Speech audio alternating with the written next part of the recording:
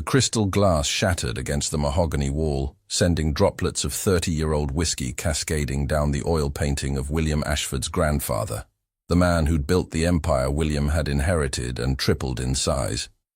"Get out!" His voice was deadly quiet, more terrifying than if he'd screamed. The three executives scrambled toward the door like frightened mice, their expensive suits wrinkled with nervous sweat. The last one, Henderson, his VP of operations, paused at the threshold.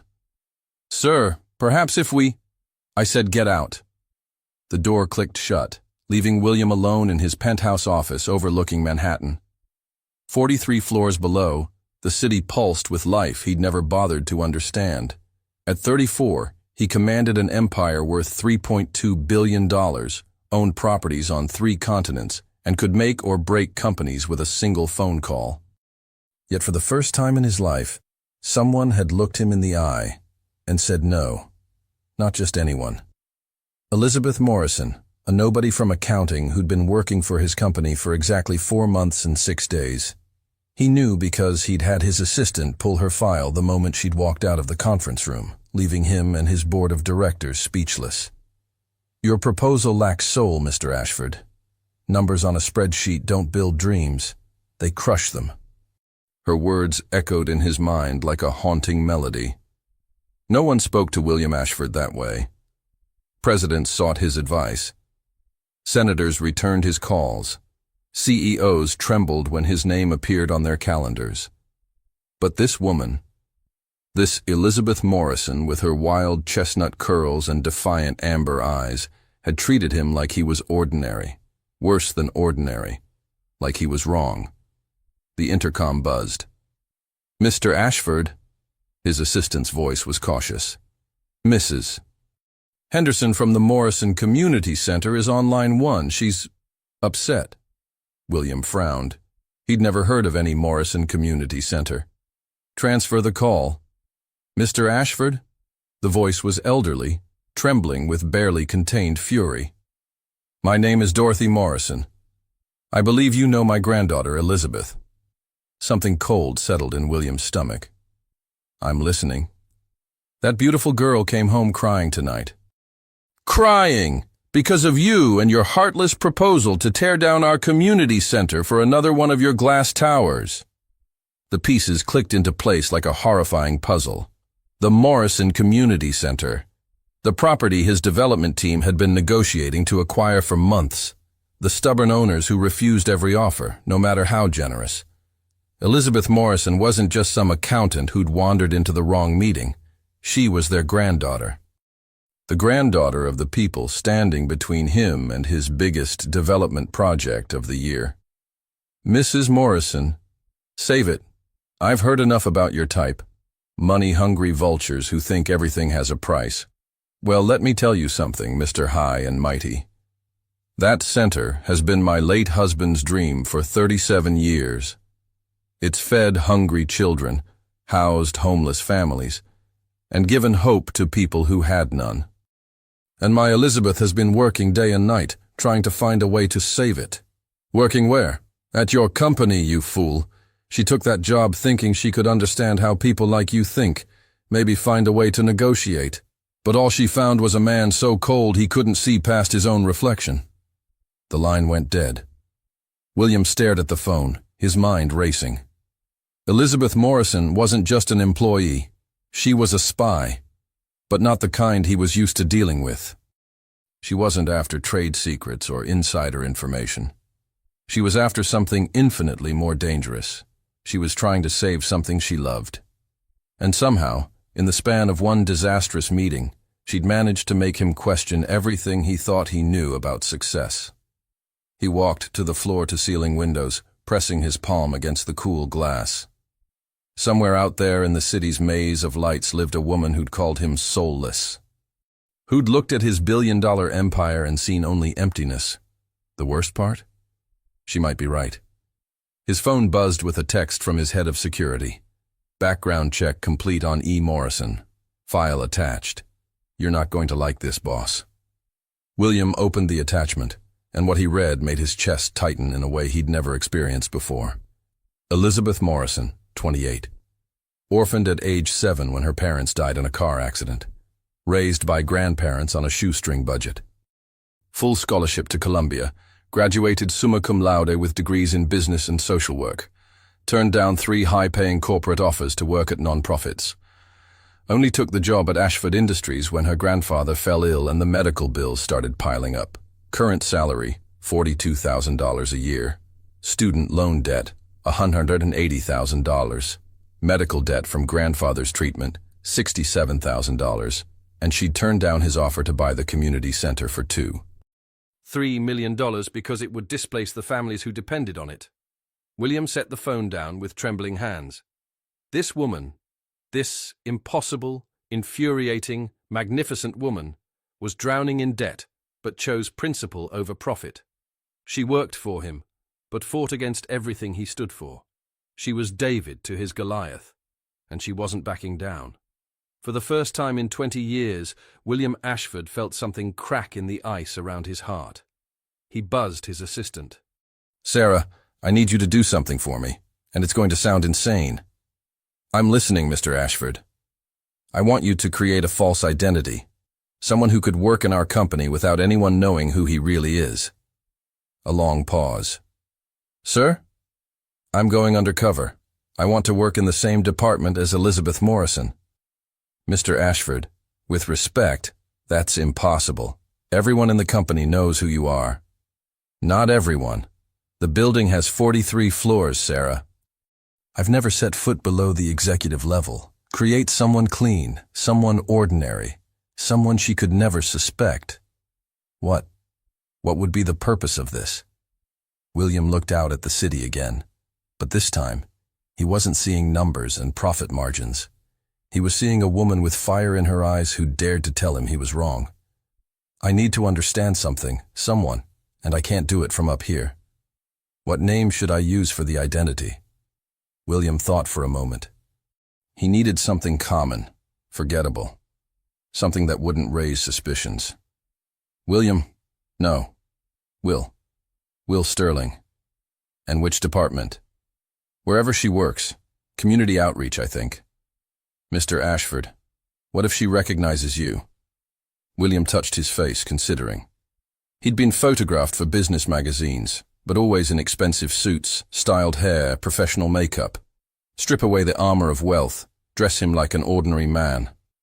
"She won't." "People see what they expect to see, Sarah. A billionaire CEO doesn't work in community outreach for $42,000 a year. When do you want to start?" "Monday morning." "And Sarah?" "Not a word about this to anyone. As far as the world knows, William Ashford is in Europe on business for the next month." After he hung up, William stood alone in his glass tower, watching the city breathe below him. In 3 days, he would walk through the doors of his own company as a stranger. He would sit beside a woman who hated everything he represented, who had no idea she was about to work alongside the very man she was trying to defeat. He told himself it was business strategy, intelligence gathering, know your enemy and all that.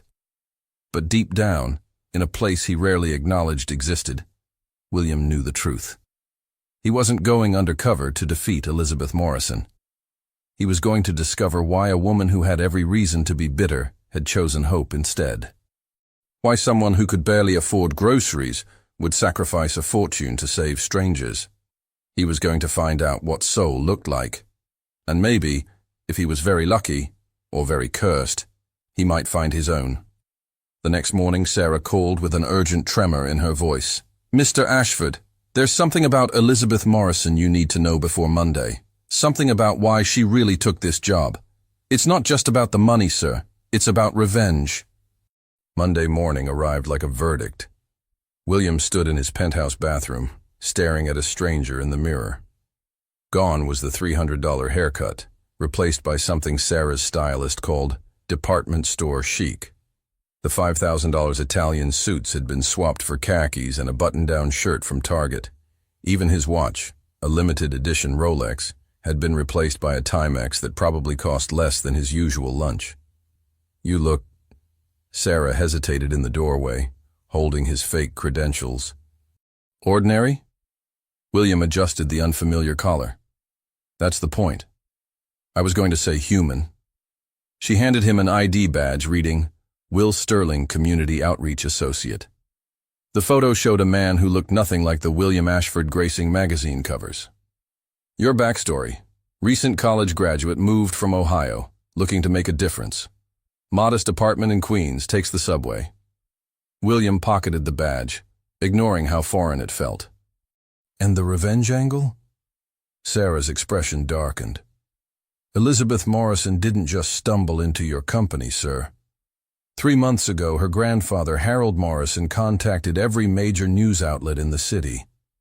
He claimed Ashford Industries was using predatory tactics to force out low-income families. When that failed, he hired a private investigator. To investigate me? To investigate the Morrison Center purchase specifically. The PI found discrepancies in the paperwork, suggestions that your development team might have been less than transparent about their intentions. William's jaw tightened. He made a mental note to have a serious conversation with his development team. So Elizabeth knows? She knows something. Whether she has proof is another matter. But, sir, Sarah paused. What if she recognizes you? William looked at his reflection one last time. The man staring back looked tired, almost vulnerable. Someone who rode the subway and worried about rent. Someone Elizabeth Morrison might actually talk to without contempt. She won't. I'm not William Ashford today. I'm just Will. The Community Outreach Department occupied half of the 15th floor, a world away from the marble and mahogany of the executive levels. The elevator opened to reveal a space that felt lived in. Mismatched furniture. Walls covered with photos of smiling families, children's drawings taped to cubicle walls. Will Sterling?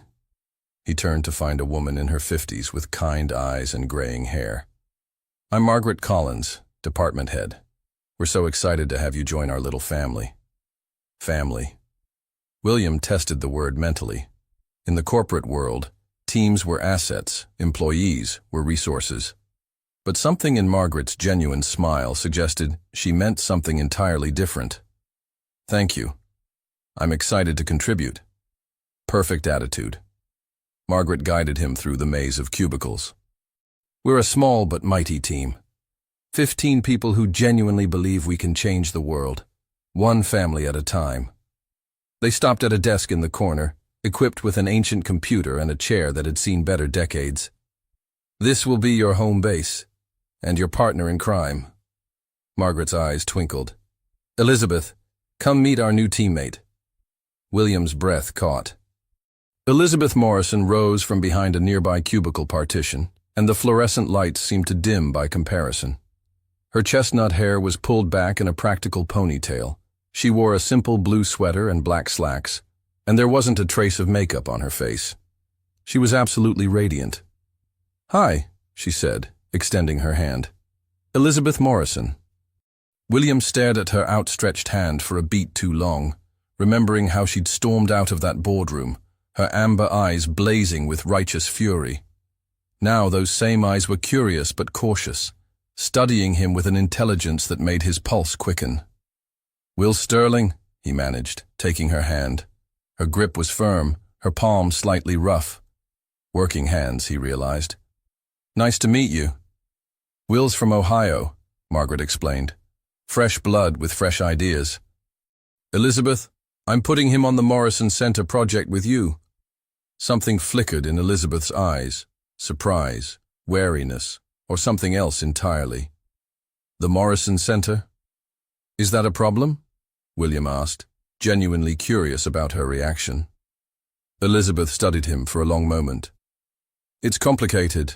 The property owner is difficult, stubborn, refuses to see reason. William almost smiled. If she only knew. Maybe fresh eyes might help. Maybe. She didn't sound convinced. Come on, I'll show you what we're dealing with. Elizabeth led him to her desk, which was organized chaos. Stacks of files, community center brochures, and what looked like architectural plans. But what caught William's attention were the photos. Dozens of them. Elderly people playing chess, children in art classes, young mothers at support group meetings. My grandfather's life work, Elizabeth said quietly, noticing his focus.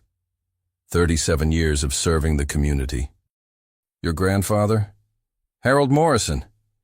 He built the center from nothing, back when the neighborhood was even rougher than it is now. It's not much to look at, but it's home to about 200 families.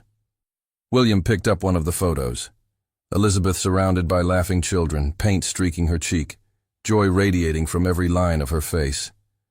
You spend a lot of time there? Every weekend. It's where I grew up after... She trailed off, her expression closing. Anyway, that's why this project means so much. We're not just trying to save a building. We're trying to save a community. And the current owner won't sell? Elizabeth's laugh was bitter. Oh, he'll sell, for an obscene amount of money, but only if he can turn it into luxury condos that no one in the neighborhood could ever afford. It's gentrification dressed up as development. William felt heat rise in his cheeks. Maybe his motivations are more complex than they appear. The complex? Elizabeth turned those amber eyes on him, and William saw fire sparking there. There's nothing complex about greed, Will. Some people see dollar signs where others see home. But what if the developer is willing to negotiate? Maybe there's a compromise. With William Ashford. Elizabeth's voice dripped disdain. The man's a corporate shark. He probably hasn't had a genuine human emotion in decades. Each word hit William like a physical blow.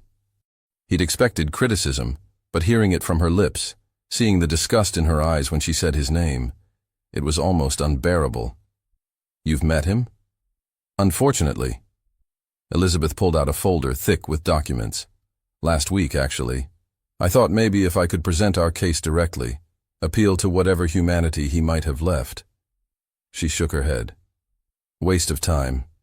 The man looked at me like I was something he'd scraped off his shoe. William's throat tightened. Is that really how she'd seen him? What did he say?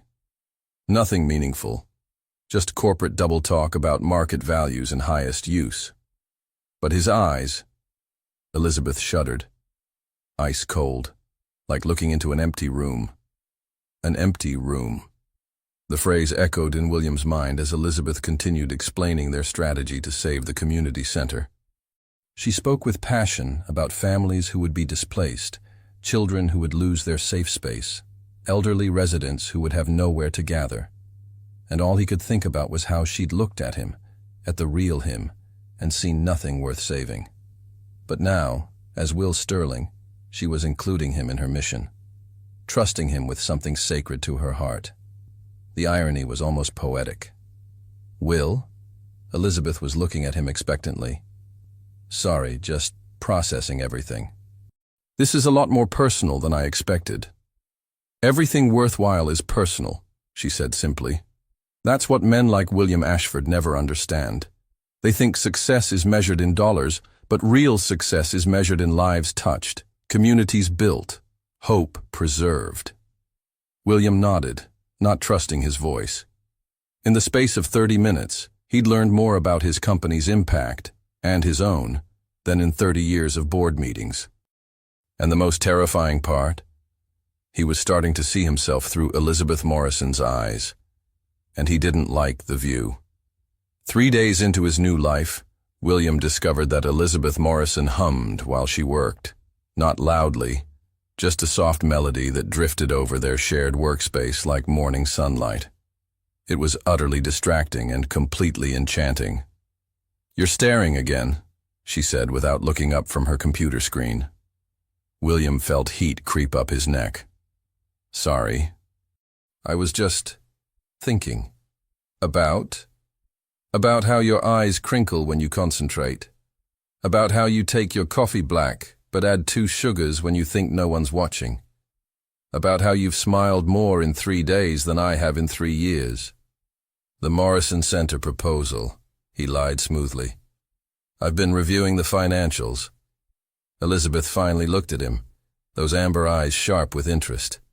And? William hesitated. He'd spent the previous evening poring over documents he'd never bothered to read as CEO, seeing his company's tactics through Elizabeth's eyes. What he'd found had kept him awake until dawn.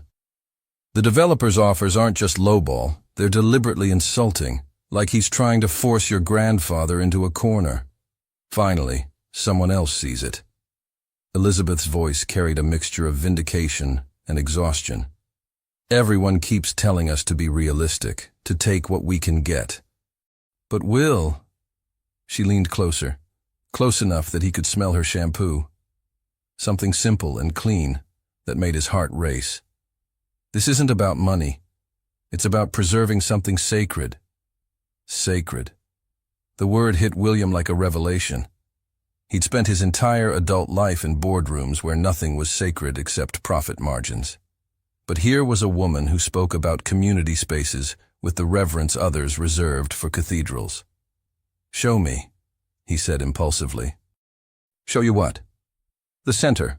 I want to see what we're fighting for." Elizabeth studied his face for a long moment, as if trying to read his intentions. "It's not much to look at from the outside. Most people see a run-down building in a questionable neighborhood. I'm not most people." Something shifted in her expression, a crack in the professional facade she'd maintained since Monday. "No," she said softly. "I don't think you are." The Morrison Community Center sat on a corner lot in Brooklyn, a 3-story brick building that had seen better decades. The exterior was weathered but clean, with bright murals painted by local children covering what might otherwise have been considered blight. "Grandpa Harold bought this place for $6,000 in 1987, Elizabeth said as they climbed the front steps. "It used to be a textile factory. Took him 3 years to make it habitable." William looked around with new eyes. His development team had described this as a prime corner lot with significant potential. They'd never mentioned the hand-painted welcome sign or the small garden where elderly residents sat playing dominoes. The interior took his breath away. The main room buzzed with activity, toddlers finger-painting while their mothers attended a job skills workshop in the corner, teenagers working on homework at donated tables, elderly men engaged in heated chess matches. The walls were covered with artwork, photos, and handwritten thank-you notes that told the story of countless lives touched. "Elizabeth!" A little girl with pigtails launched herself at Elizabeth's legs. "You came." "I promised I would, didn't I?" Elizabeth scooped the child up, spinning her around.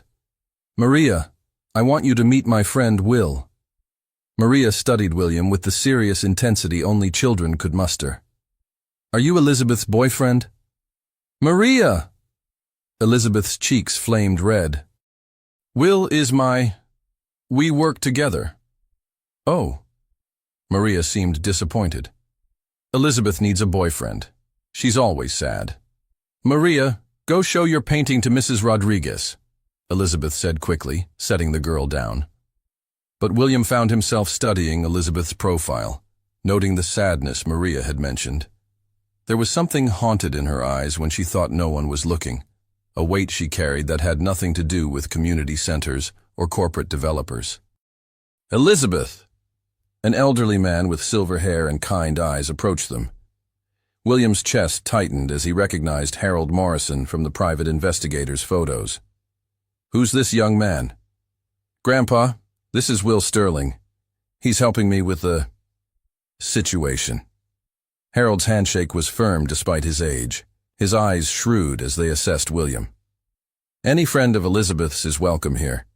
You work for that company too?" "Yes, sir." "Well, at least they hired one person with sense." Harold's voice carried the weight of disappointment. "Most of those corporate types see dollar signs where we see dreams." William felt the familiar stab of guilt. "Mr. Morrison, what would it take to save this place?" Harold gestured around the room. "Look around you, son. This isn't just a building. It's the heart of our community. We've got seniors who'd have nowhere to go, single mothers who depend on our childcare, kids who need a safe place after school. You can't replace that with money. But practically speaking, Harold's voice hardened, we need about $300,000 to bring the building up to current code and secure our lease for the next 20 years.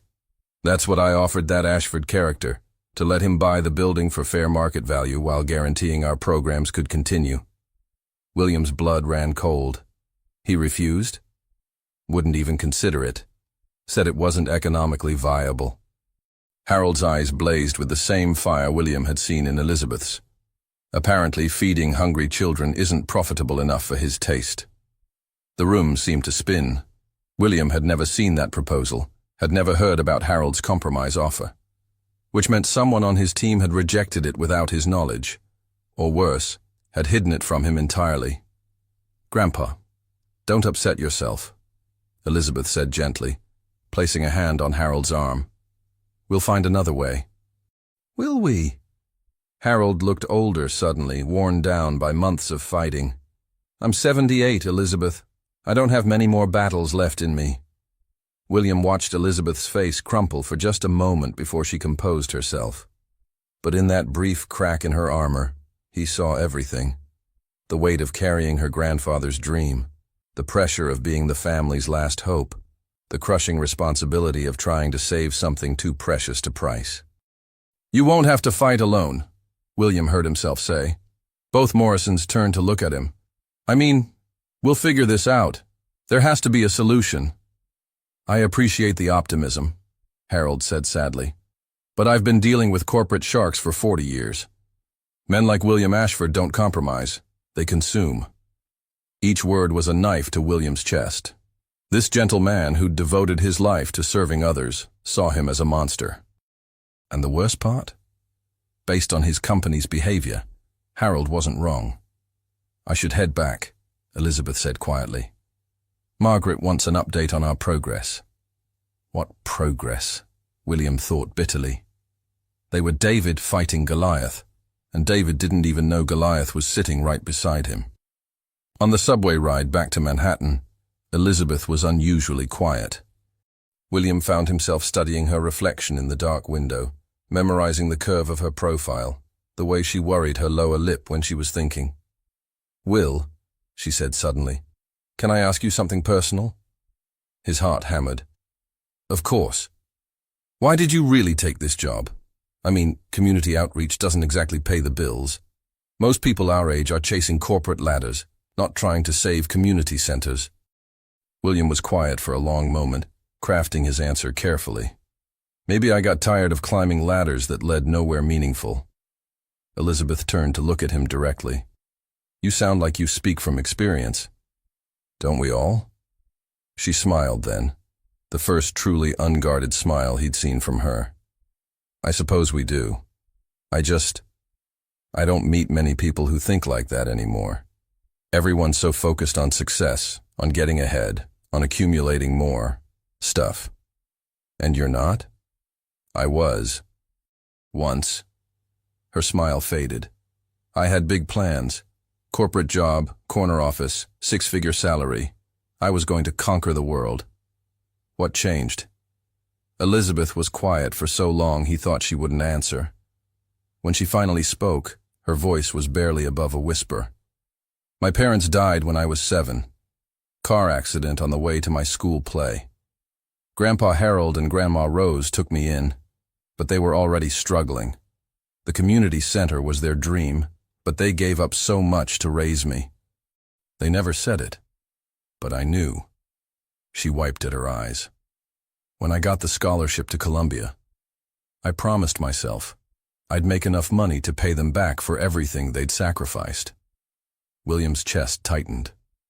But somewhere along the way, I realized that paying them back meant understanding what they'd taught me, that success isn't about what you accumulate, it's about what you contribute. The train pulled into their station, but William didn't want the moment to end. In 10 minutes, Elizabeth had shown him more truth than he'd encountered in a lifetime of corporate meetings.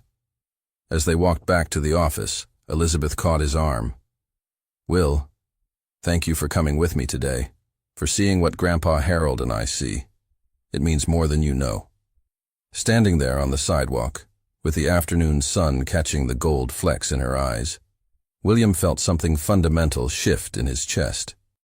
This wasn't about business strategy anymore, or even about understanding his company's impact. This was about a woman who'd chosen love over money, principle over profit, community over conquest.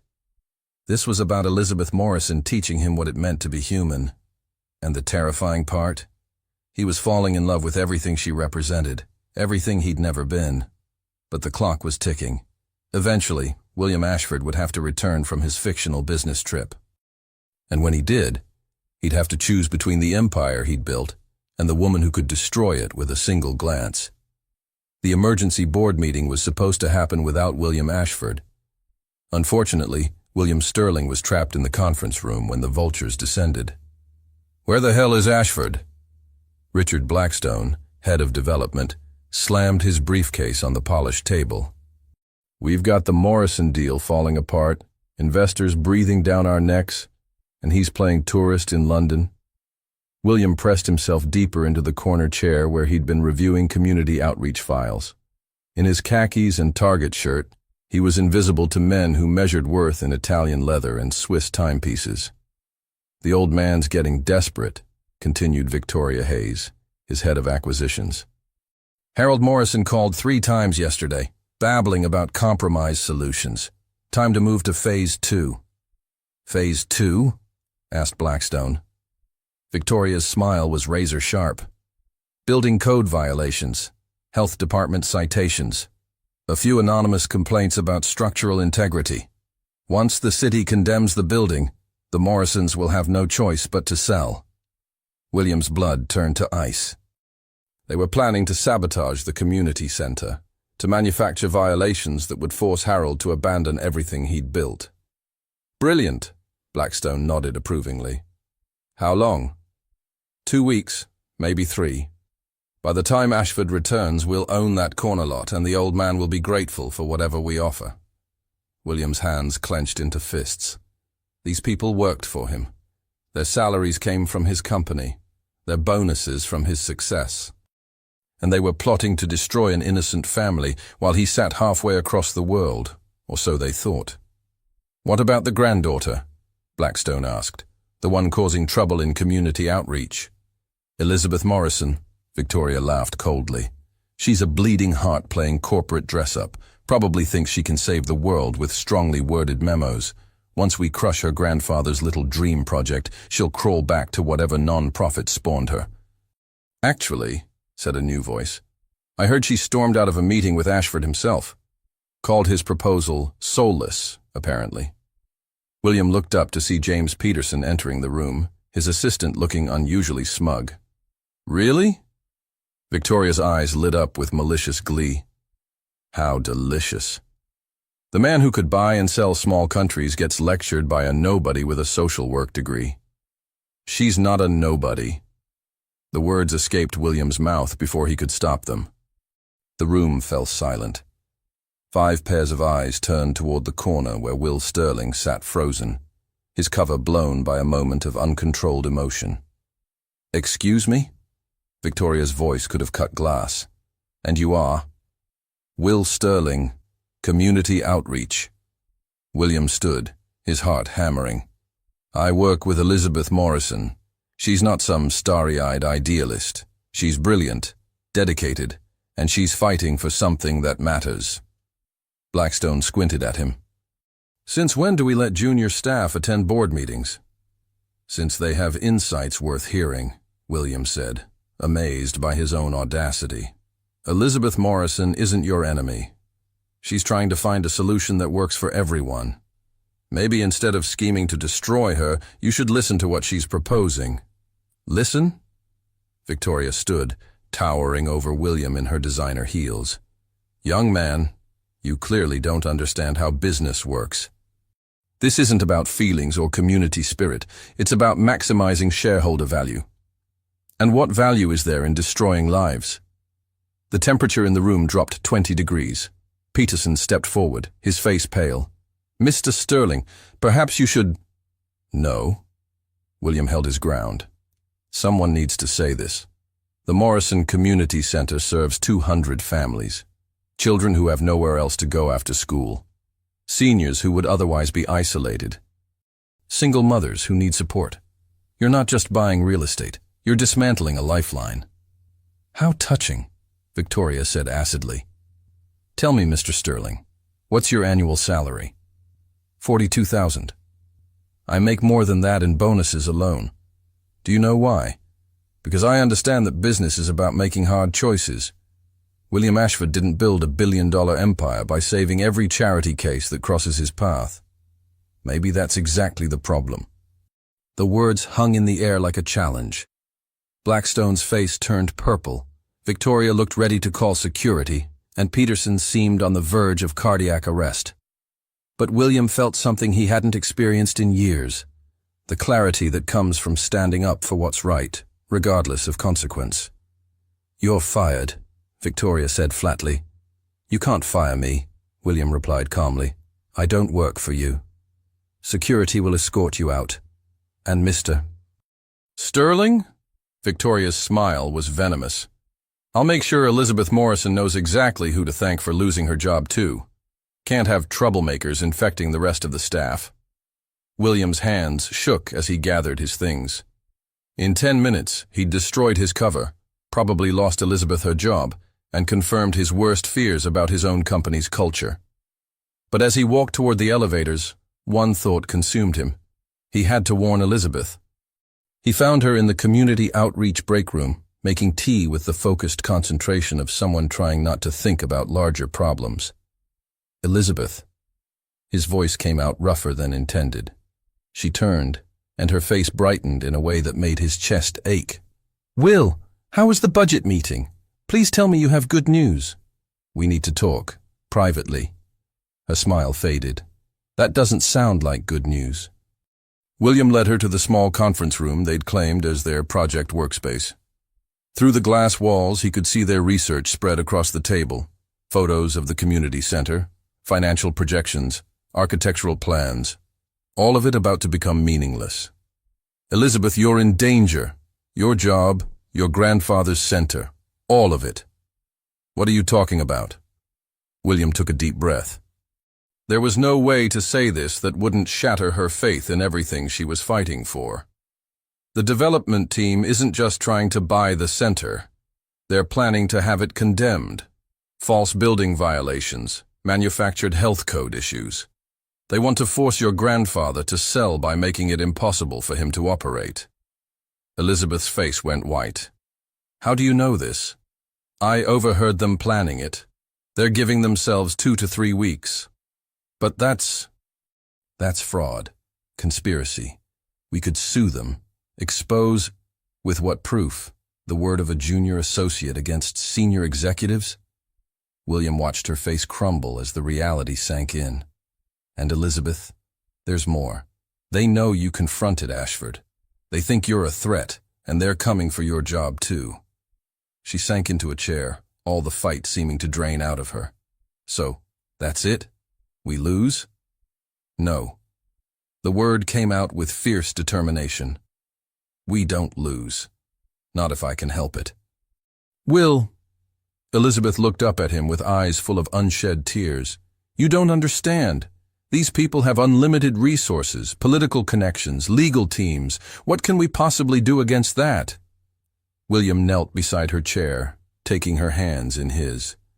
They were cold, trembling slightly, and he wanted nothing more than to promise her everything would be all right. "We fight smart.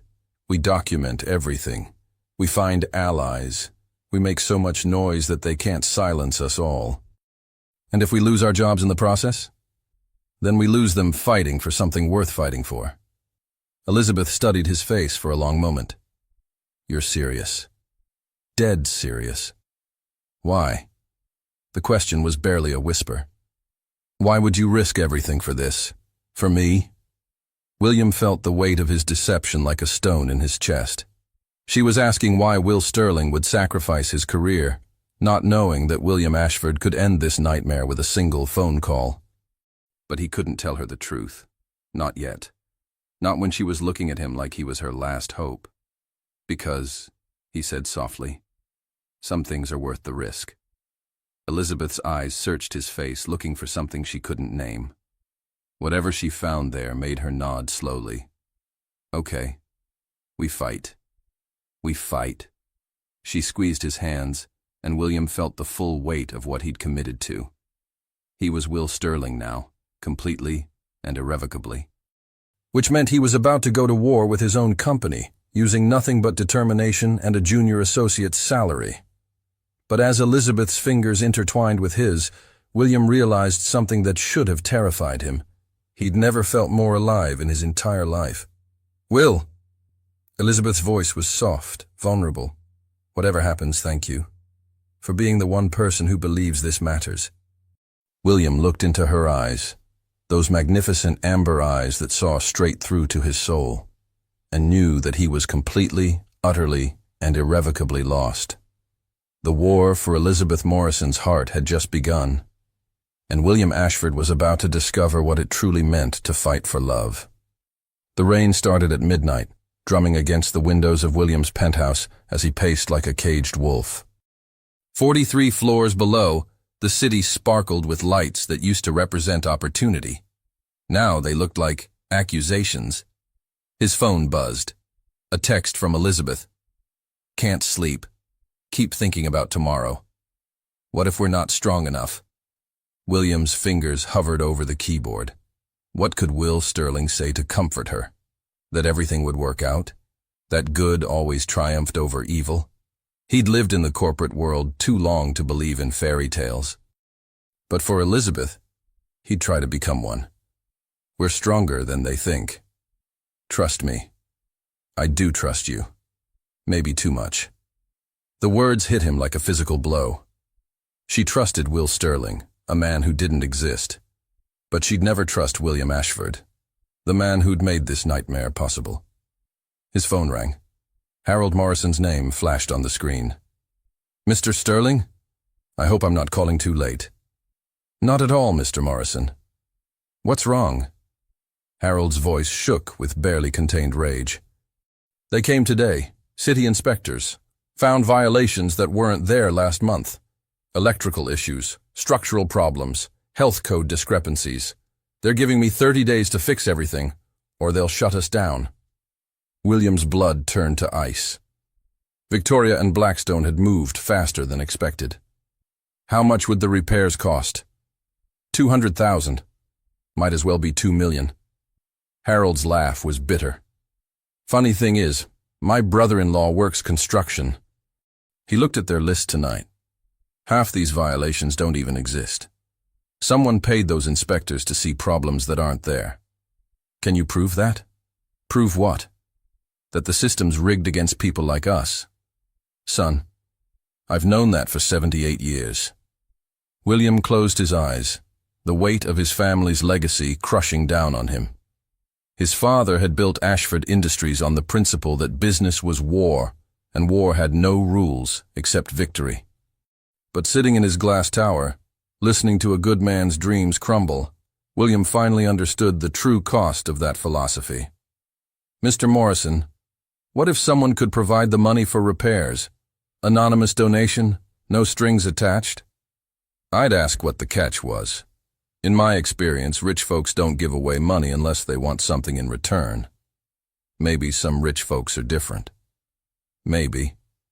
Harold's voice softened slightly. "Elizabeth mentioned you're helping her fight this. I appreciate that, son. She needs someone in her corner who understands the stakes." After they hung up, William stood at his window, watching the storm rage over Manhattan. $200,000. He spent more than that on wine at corporate dinners. To Harold Morrison, it was impossible. To William Ashford, it was pocket change.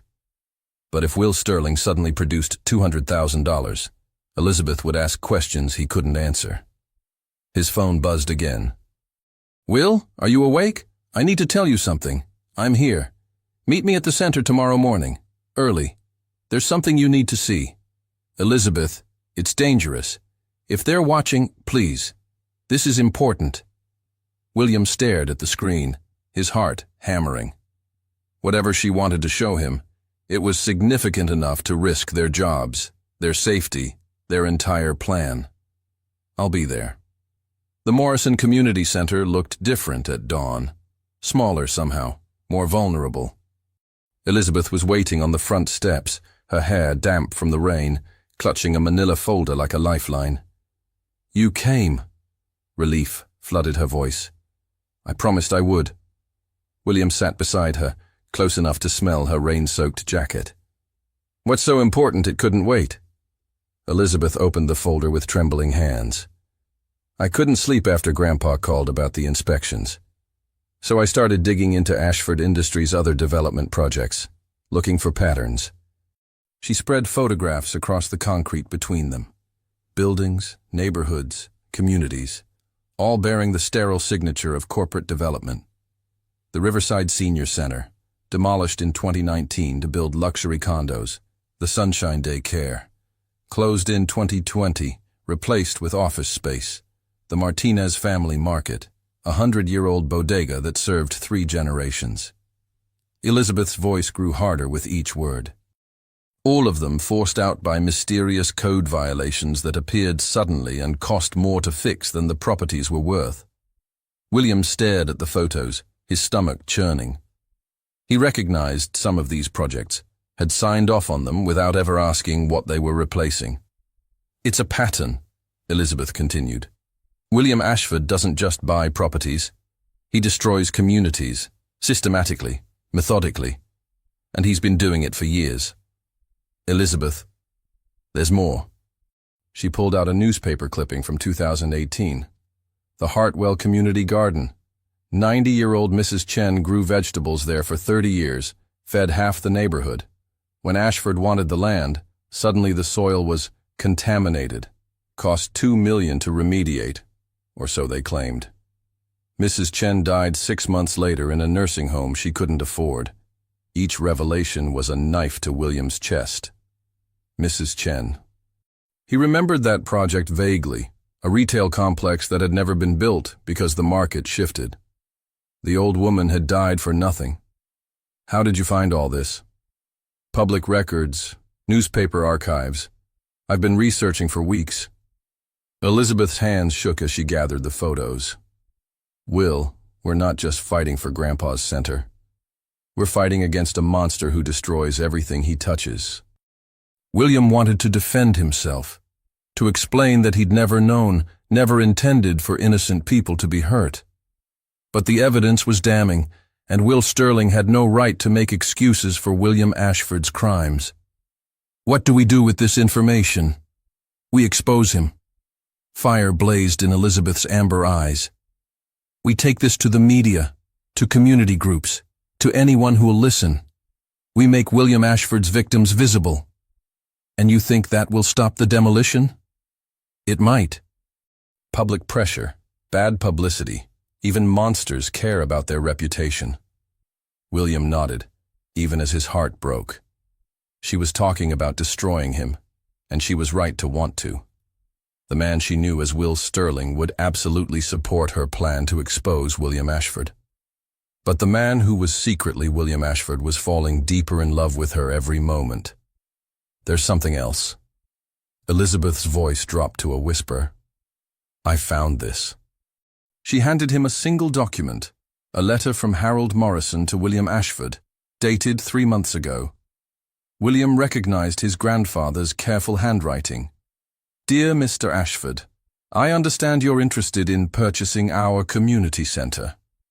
I'm willing to sell, but only if you'll agree to preserve our programs. The building means nothing without the community it serves. I'm proposing a partnership. Your resources, our mission. Together, we could create something beautiful.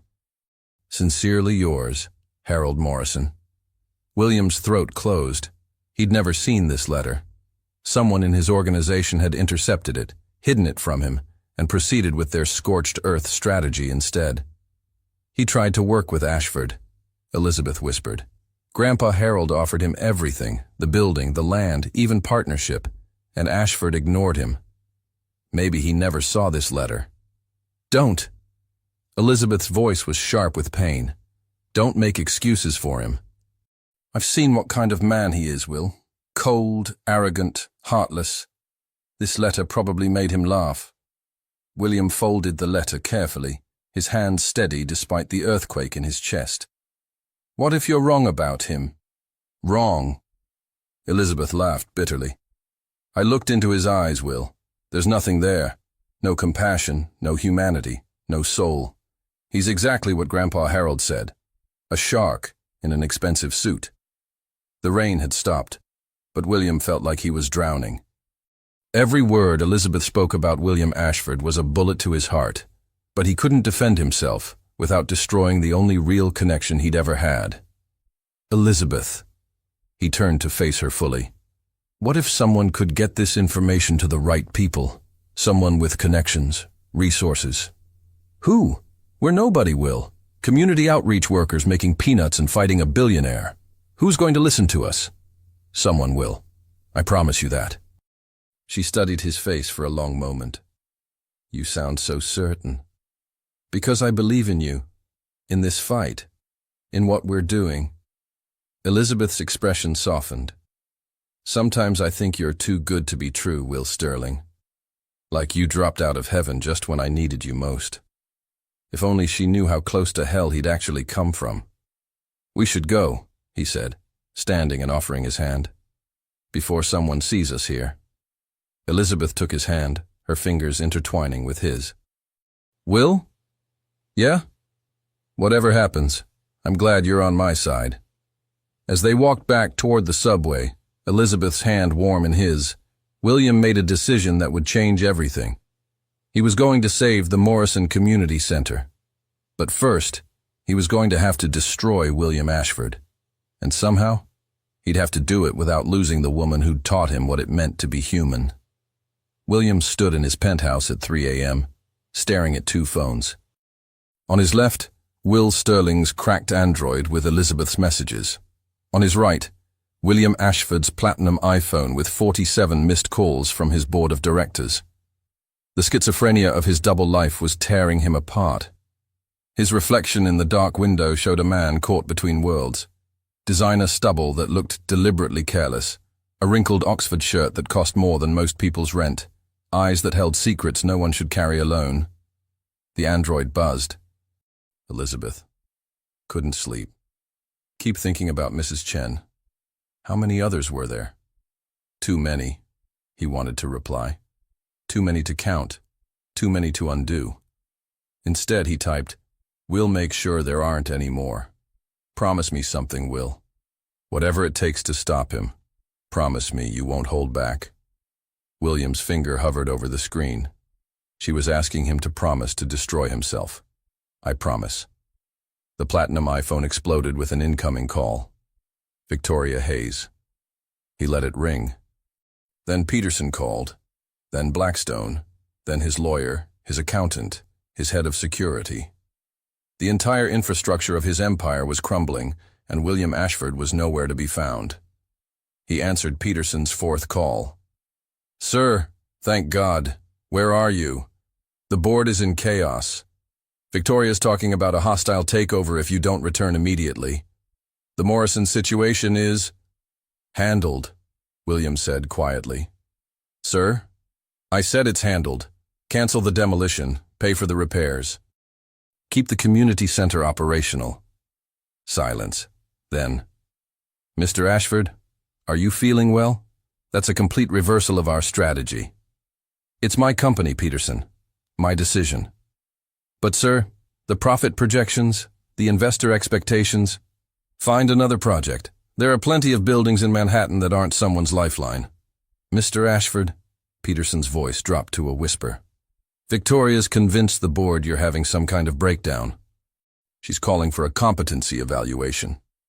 William laughed, the sound empty in his glass tower. Maybe I am having a breakdown. Maybe it's long overdue. He hung up and called his lawyer. Morrison Community Center project is canceled immediately. Set up an anonymous charitable fund. $200,000 for repairs, plus an endowment to ensure their programs continue indefinitely. And Marcus?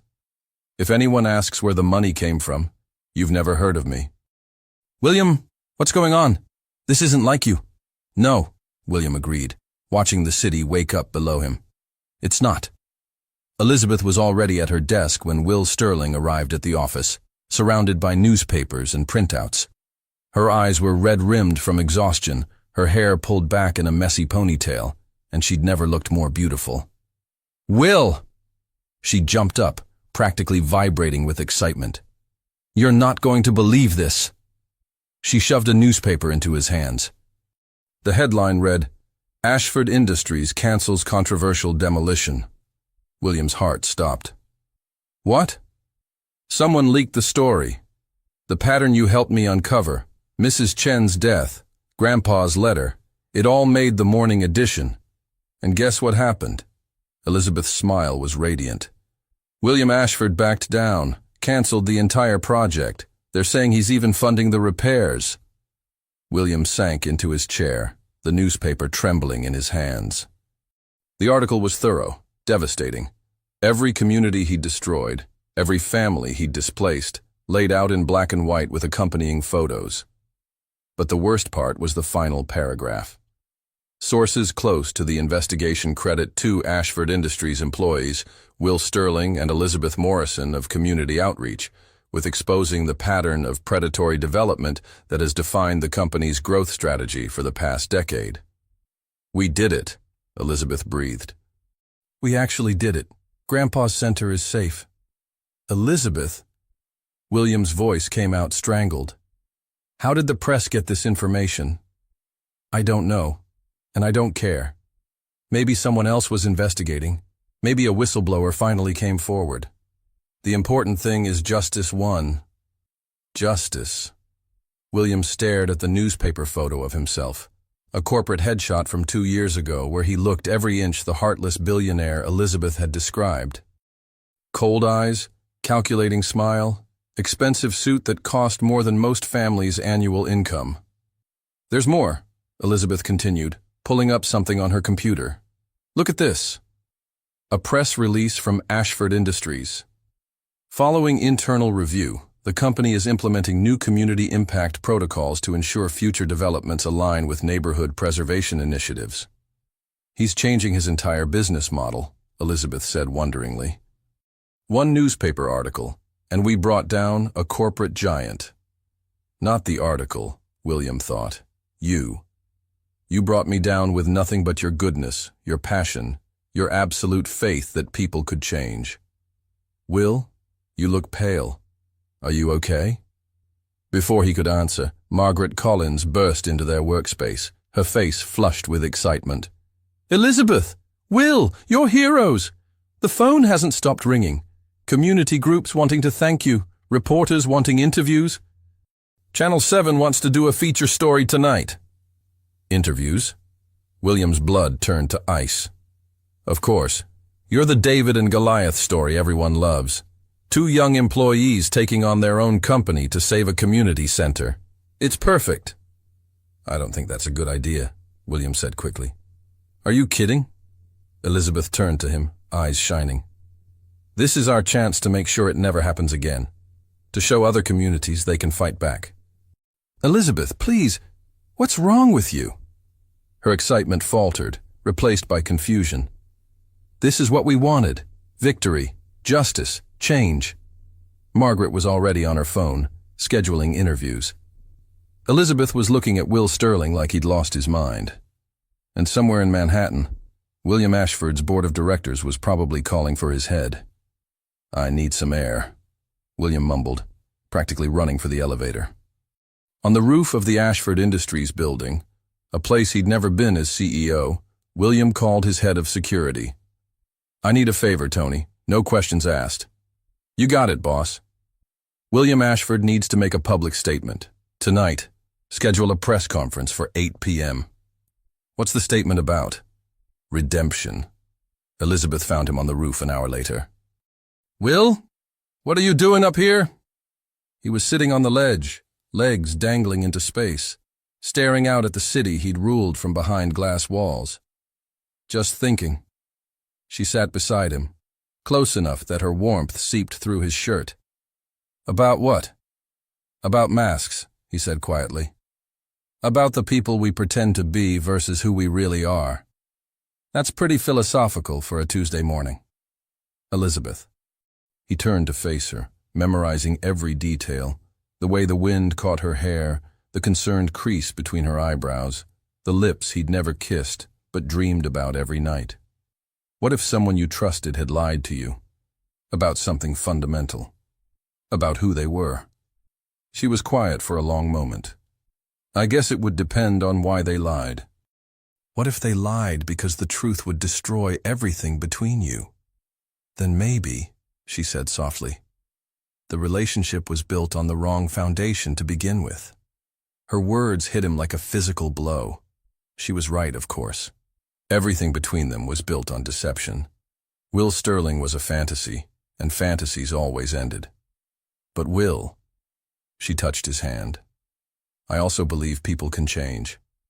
That sometimes the worst lies come from the best intentions.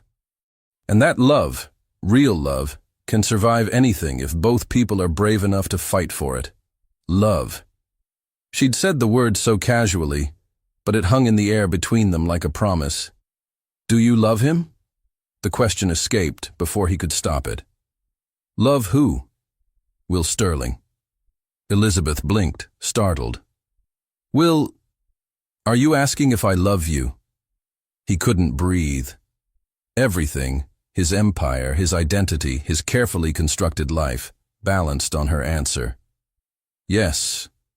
She leaned closer, close enough that he could count her eyelashes. I think I've been falling in love with you since the first day we worked together. You're kind, passionate, brave. You make me believe the world can be better. Even if I'm not who you think I am, you're exactly who I think you are. A good man trying to do the right thing. If only she knew. Elizabeth, tonight there's going to be a press conference. William Ashford is making a statement about the Morrison Center situation.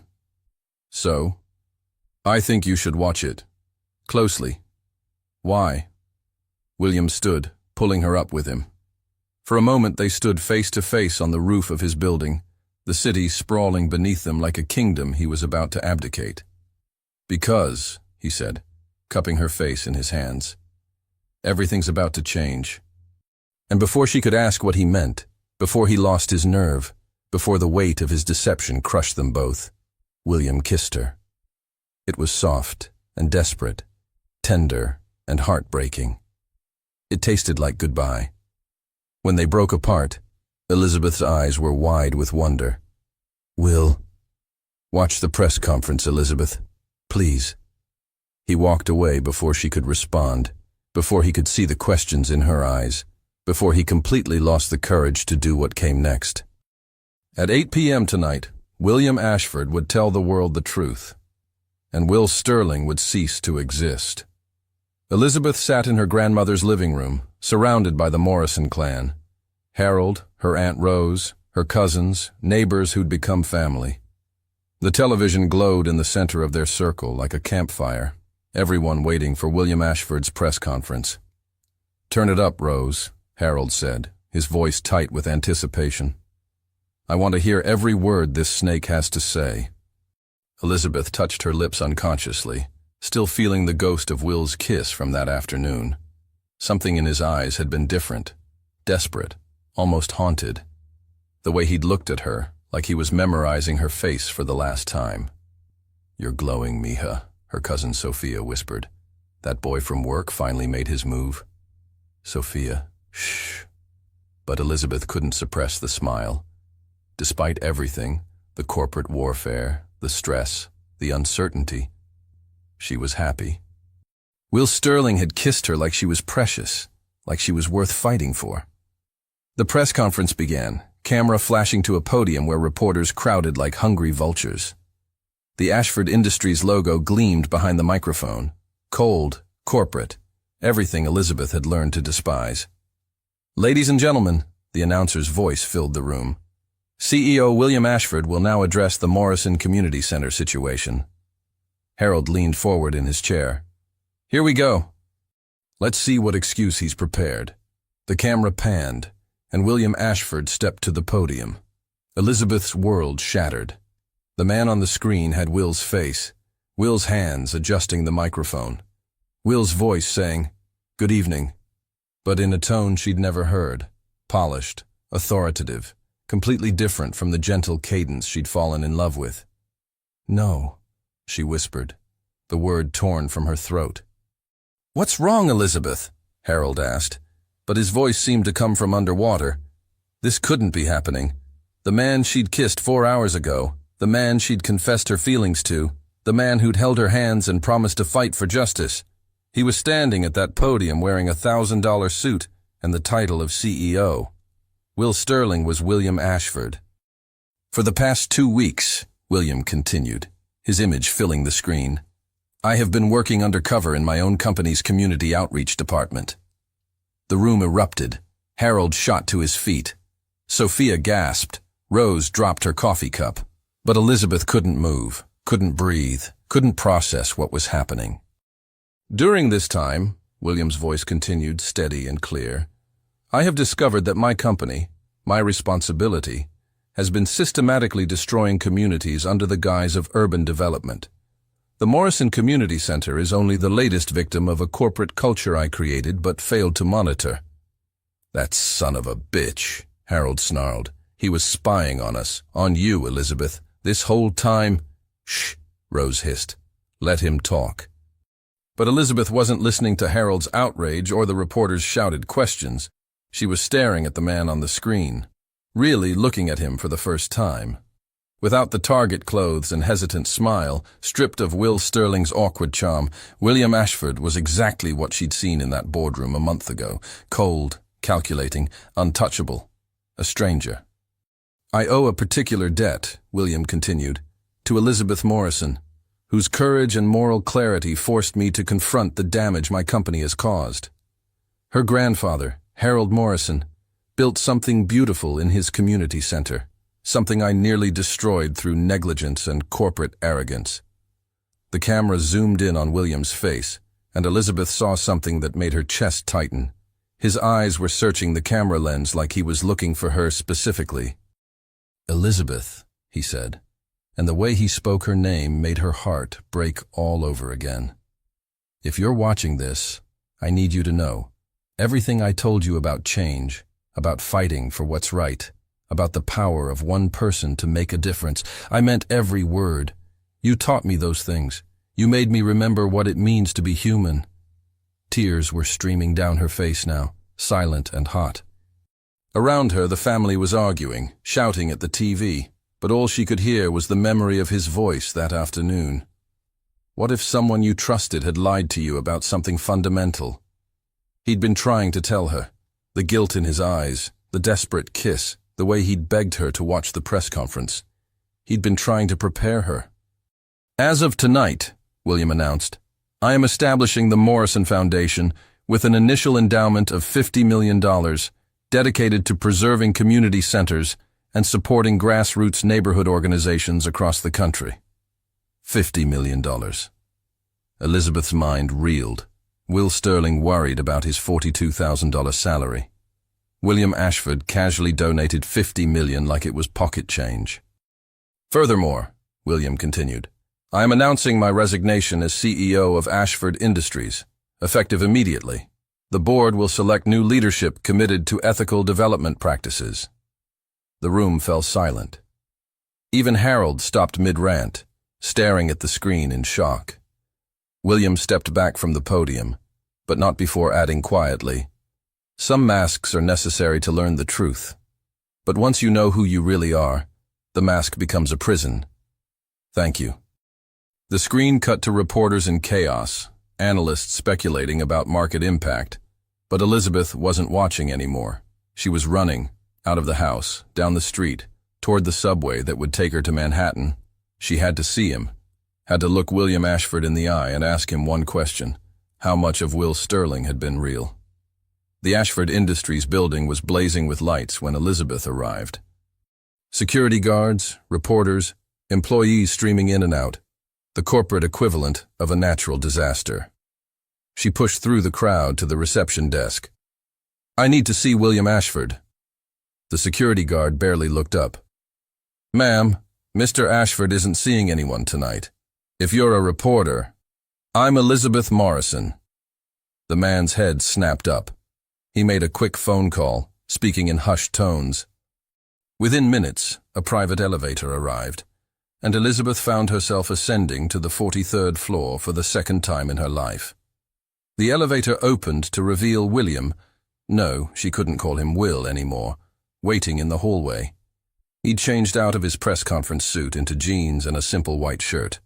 Without the corporate armor, he looked younger, more vulnerable, more like the man she'd fallen in love with. Elizabeth. His voice was soft, uncertain. You came. Did you think I wouldn't? I hoped you would, but I thought, after everything. She studied his face, searching for Will Sterling in William Ashford's features. How long have you been lying to me? Since the first day we met. Everything. Your name, your background, your salary, your apartment in Queens. All of it was fake? William's jaw tightened. Will Sterling was fake. But what I felt for you, what we talked about, the way I... He stopped, running a hand through his hair. Elizabeth, I know how this looks.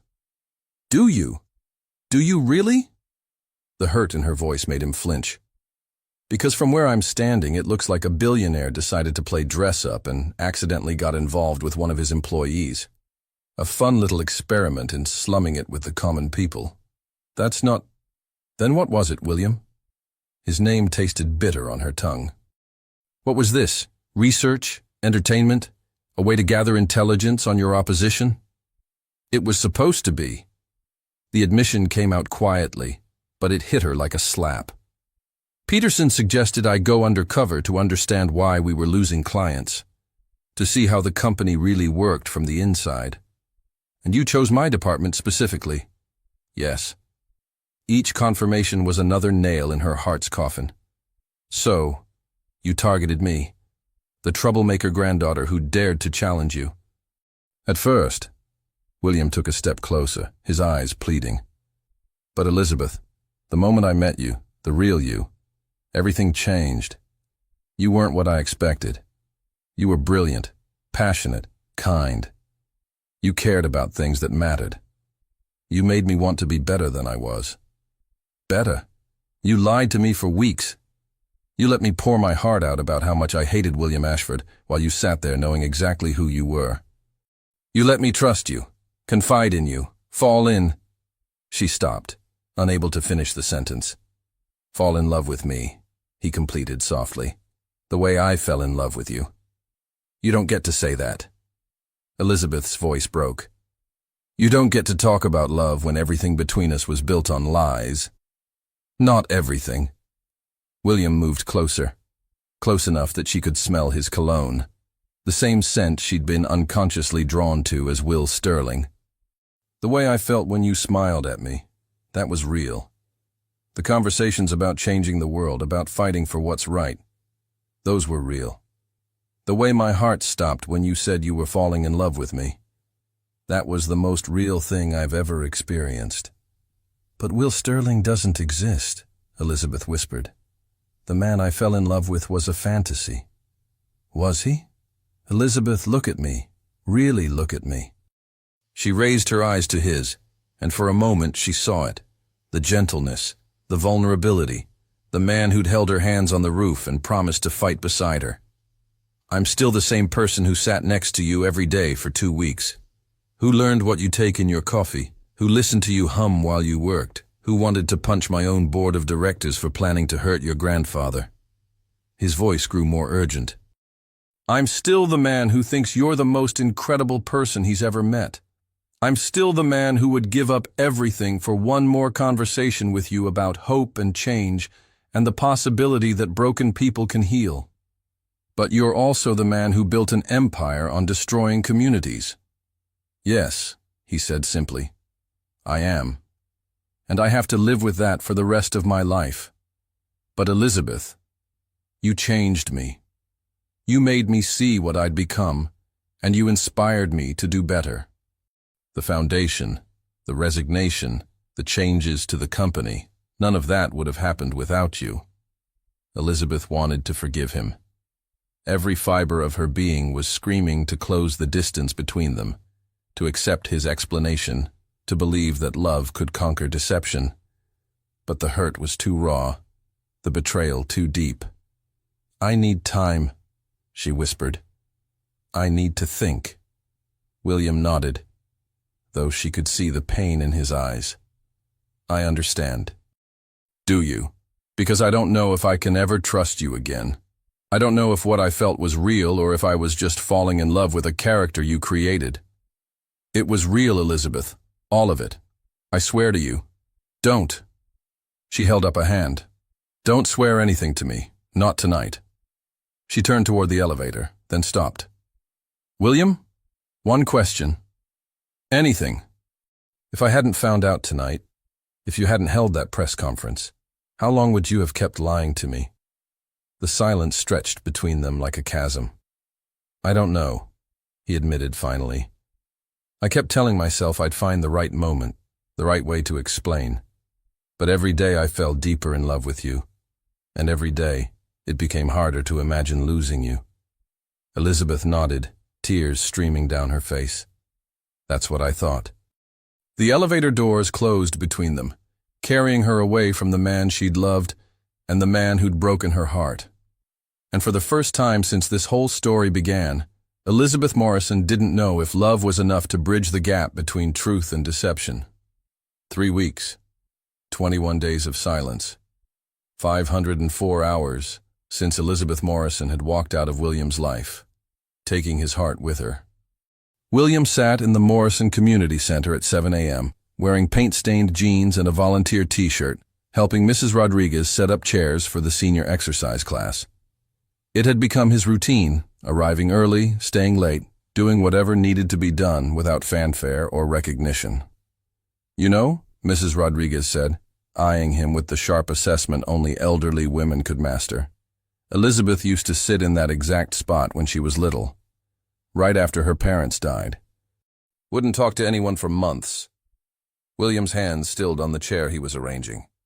What happened? Harold tried everything. Toys, games, other children.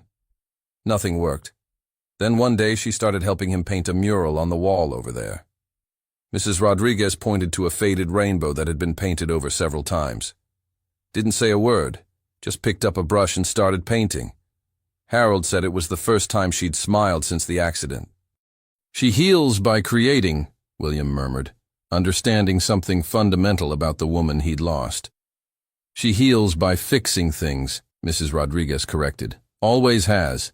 It's why she can't forgive easily. She sees broken trust like a physical wound that needs mending. The morning crowd began arriving. Elderly residents with their walkers and canes, single mothers dropping off children before work, teenagers seeking refuge from streets that offered few alternatives. William had learned all their names, their stories, their struggles. William. Harold's voice made him turn. Elizabeth's grandfather looked older these days, worn down by watching his granddaughter's heart break in real time. Can I speak with you?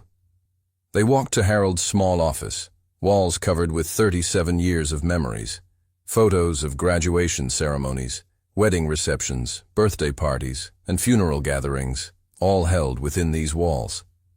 She's coming today, Harold said without preamble. William's heart stopped. Elizabeth? First time since the press conference. Rose's birthday party this afternoon. Harold studied William's face. She doesn't know you've been volunteering here. Mr. Morrison, I don't want to cause her more pain. Son, Harold held up a weathered hand. 3 weeks ago, I thought you were the devil incarnate. Rich boy playing games with my granddaughter's heart. But I've watched you here every day.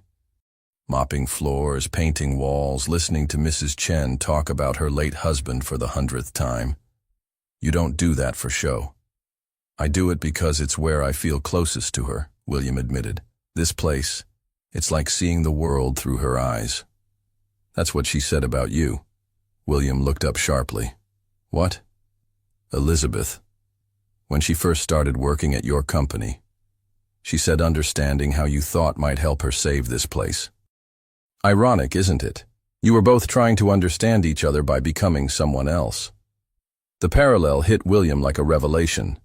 Elizabeth had infiltrated his company with the same deception he'd used on her, but her motives had been purely protective, while his had been, what? Curiosity, control. He wasn't even sure anymore. Harold, what should I do? Tell her the truth, The whole truth this time. About why you really came here every day. About what this place means to you now. About the man you've become because of loving her. Rosa Martinez turned 7 at 2 p.m. on a Saturday afternoon, surrounded by 3 generations of community center family. The main hall exploded with color, handmade decorations, mismatched balloons, a cake baked by volunteers who'd pooled their grocery money to buy ingredients. William watched from the kitchen doorway, helping serve food while staying carefully out of sight. And then Elizabeth walked in. She wore a yellow sundress that made her skin glow, her hair loose around her shoulders in waves he remembered threading his fingers through during their kiss. She carried a wrapped present and wore a smile that didn't quite reach her eyes. "Tia Elizabeth!" Rosa launched herself into Elizabeth's arms, and William saw her face transform, the artificial politeness melting into genuine joy. "Happy birthday, little love. Did you make a wish yet?" "See, but I can't tell you or it won't come true." "Smart girl." William tried to focus on arranging sandwiches, but his eyes kept drifting to Elizabeth as she moved through the room. She hugged Mrs. Rodriguez, helped elderly Mr. Santos to a chair, wiped frosting from a toddler's face, exactly the same woman who'd stolen his heart 3 weeks ago. "She looks sad," observed Maria, the little girl who'd asked if Will Sterling was Elizabeth's boyfriend a lifetime ago. "Why is Tia Elizabeth sad?" "Sometimes grown-ups get their hearts hurt," William said softly. "Did you hurt her heart?" The directness of children was devastating. "Yes, I did." "Did you say sorry?" "I tried to." "Maybe you didn't try hard enough." "My mama says sorry only works if you really mean it, and you promise not to do the mean thing again." Out of the mouths of babes. The party swirled around William as he served cake, cleaned tables, and tried not to stare at Elizabeth. But across the room, he felt her gaze like a physical touch. When he finally looked up, their eyes met through the crowd. The pain in her amber eyes nearly brought him to his knees. She made her excuses to Harold and headed for the exit. William followed, his heart hammering. "Elizabeth, wait." She stopped at the front door but didn't turn around. "What are you doing here, William?" "Volunteering. I've been coming every day for 3 weeks." Now she turned, and he saw surprise flicker across her features. "Every day?" 7 to 7. Weekends too. Harold can verify. "Why?" "Because this is where you learned to love. This is where you became the incredible woman who changed my life. I thought if I could understand this place, really understand it, maybe I could figure out how to deserve you." Elizabeth wrapped her arms around herself like armor. "And what did you figure out?" "That I can't earn your forgiveness through community service. That love isn't about grand gestures or $50 million foundations. It's about showing up, every day, in small ways, for the right reasons." "And what are the right reasons, William?" "Because Mrs. Rodriguez makes the best coffee in Brooklyn and takes it as a personal insult if you don't drink 3 cups. Because Mr. Santos was a jazz musician in Cuba, and his stories about Havana nightclubs could fill a book. Because Maria needs help with her multiplication tables, and Rosa draws pictures of unicorns that she gives away to anyone having a bad day. Elizabeth's eyes softened slightly. "You learned their names. I learned their dreams, their fears, their hopes for their children. I learned what you've known your whole life. That wealth isn't measured in bank accounts. It's measured in connections, in community, in the knowledge that you matter to people and they matter to you. William, I know you can't trust me. I know I broke something precious between us. But Elizabeth, I need you to know. Every day I spent as Will Sterling was me trying to become worthy of your love. And every day since has been me trying to become the man you believed Will Sterling could be." She was crying now, tears streaming down her face. "But Will Sterling doesn't exist, doesn't he?" William stepped closer. "The man who held your hand on the subway, who learned you take your coffee black but add sugar when you're stressed, who would rather spend an evening listening to you talk about saving the world than attend any corporate function, who fell in love with your laugh, your passion, your unshakable belief that broken things can be fixed. That man exists, Elizabeth. He's standing right here. How do I know you won't lie to me again? Because I've learned the difference between wearing a mask and taking one off. For 34 years, I was William Ashford. Successful, ruthless, empty. Then I met you, and for 2 weeks, I got to be Will Sterling. Hopeful, caring, human. But the truth is, I'm both of them, and neither of them. I'm just William, trying to figure out how to be a man worth loving. Elizabeth studied his face for a long moment. Show me. What? You say you've changed, that you've become this better version of yourself. Show me. William held out his hand. Come with me. She hesitated, then placed her palm against his. Her skin was warm, familiar, precious. He led her upstairs to the community center's small library, where evening light streamed through windows that looked out over the neighborhood he'd once planned to demolish. On a corner table sat a stack of notebooks filled with his handwriting. What are these? Letters, William said quietly. One for every day since you left. Everything I wanted to say to you, but didn't have the right to. Elizabeth picked up the top notebook, opened it to a random page, and read silently. Her expression shifted from suspicion to surprise to something that might have been tenderness. You write about Mrs. Chen's garden, she said softly. She taught me how to grow tomatoes. Did you know she named every plant? They're like children to her. And here, you mention helping Tommy with his college application. He wants to be a teacher. Says this place saved his life and he wants to save other kids the same way. Elizabeth flipped through more pages, and William watched her expression change with each revelation. These weren't the polished thoughts of a CEO managing his image.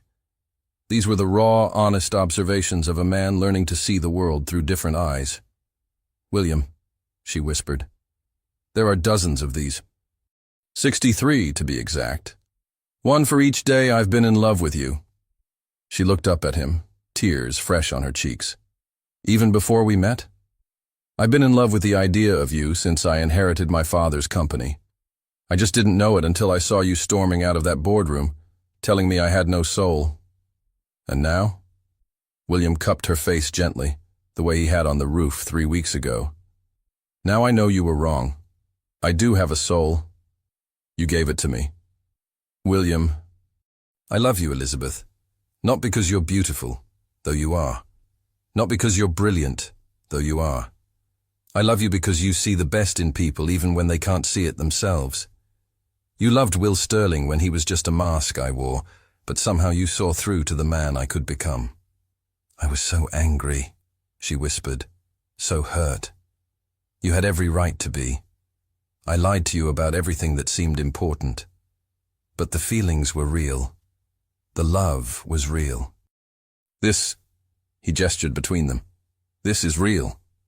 Elizabeth closed her eyes, leaning into his touch.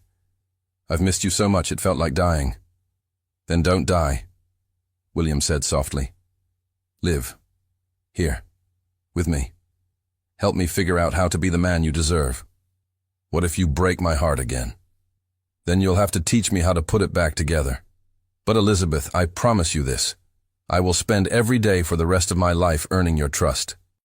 There will be no more masks, no more lies, no more hiding behind corporate titles or fake identities. Just me, just William, hoping to be enough. Elizabeth opened her eyes, and in their amber depths, William saw something that made his heart soar. Hope. Just William? Just William.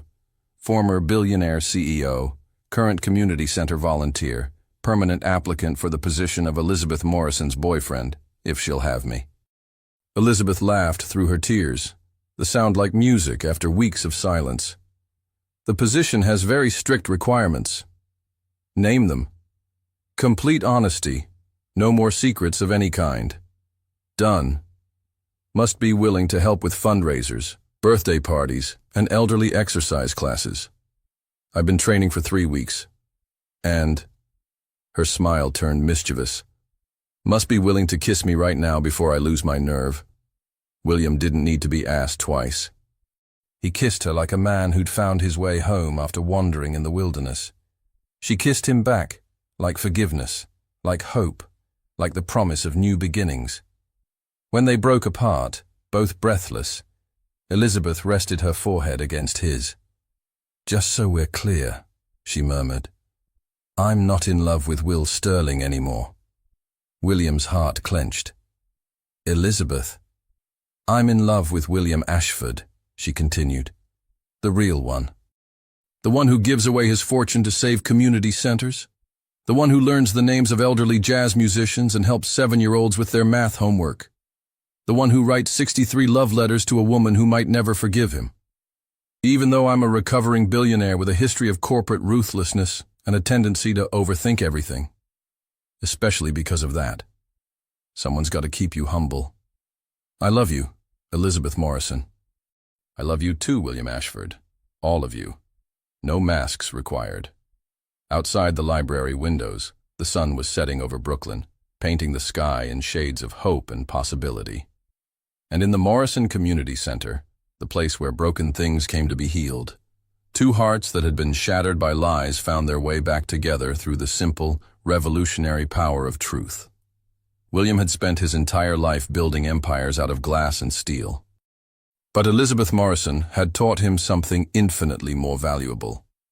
The only foundation strong enough to last was love built on truth. And that was a legacy worth leaving behind.